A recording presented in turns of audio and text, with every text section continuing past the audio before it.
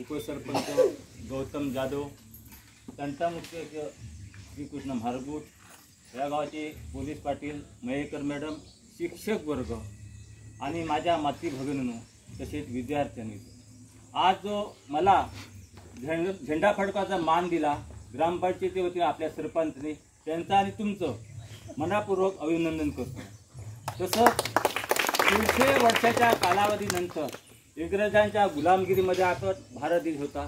त्या गुलामगिरीमध्ये आपल्या लोकांनी वीर जवानाने आपले प्राणाची आहुती देऊन रक्ताची लोट घातले आणि हा स्वातंत्र्य 15 ऑगस्ट 1947 साली भारत देश स्वतंत्र करून दिला। आणि त्याची जी आज प्रथा आहे ती आज आम्ही चालवत आहोत।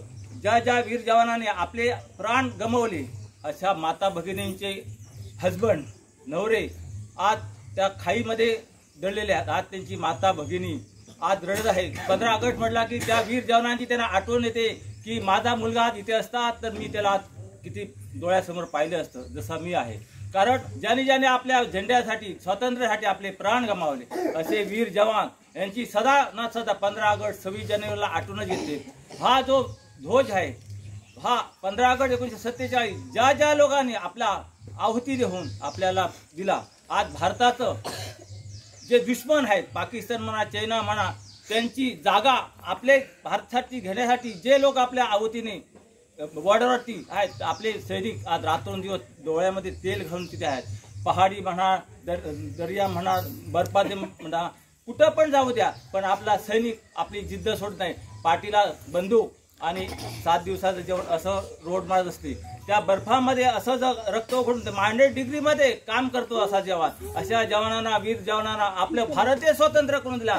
त्या जवानांना आम्ही माझ्यातर्फे सलामी आणि तुमच्यातर्फे सलामी करू। तसंच आज कित्येक वर्ष आपण आपल्या भारत देशाची प्रगती होत आहे। आपले जवान आपले बॉर्डरवरती आहेत। आपल्या भारत देशाचा 1 इंच पण असा भाग आपण हलू देत नाही असे आपले ड्युटी जवान करत आहात। बॉर्डरवरती गेला तर बघा पाकिस्तान बॉर्डरमध्ये असं तेल घालून आपले जवान ड्युटी करतात की समोरचा दुश्मन आला असेल त्याला आपण सोडणार नाही। एक गोली एक दुश्मन असं म्हटलेलं आहे। म्हणून तुम्हाला सांगतो आज विद्यार्थ्यांनो आज आपल्या मनामध्ये ध्येय करा की लढेल तर देशासाठी लढेल आणि मेले तर कुणग्याचे मेरे ना तर देशाच्या धारे अशी एक म्हण आहे। म्हणून तुम्ही जिद्द करा मी फौजी सेना म्हणून बनेल आणि जे गुरुजी आई माताने जो जन्म देऊन तुम्हाला आज लहानाची मोठं केले आज आपले गुरुवर्ग गुरुजी आज तुम्हाला शिकवून देतात त्यांचं आपण पालन पोषण करून त्यांना आपण हे करायचं आहे की त्यांची इज्जत करायची आहे त्यांना मान द्यायचा। जे आपले गुरुवर्य म्हणजे आपले शिक्षक आहेत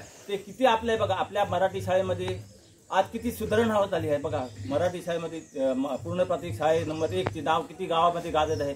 पेडणेकर बाई आहे आपले शिक्षक वर्ग किती आपल्या गावाचं नाव रोशन करतात। बघा लहान लहान मुलं आहेत त्यांना आपली कशी सांभाळून त्यांना आता 2-3 त्या दिवशी प्रोग्राम झाले मी त्या प्रोग्रामला होतो बघितलं की आपले जे शिक्षक वर्ग आहेत एवढं इमानदारीने वफादारीने काम करतात आपल्या स्वतःचे पैसे खर्च करून त्या मुलांना आहार वगैरे देतात। एवढं कोण हे करेल का बघा।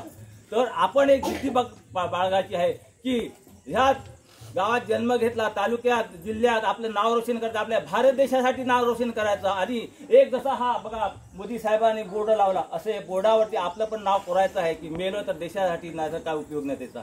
ही जिद्द बाळगून आज जो मला तुम्ही मान दिला सन्मान केला तिथे मी तुम्हाला आभार मानून एवढेच करून माझे भाषण संपवतो।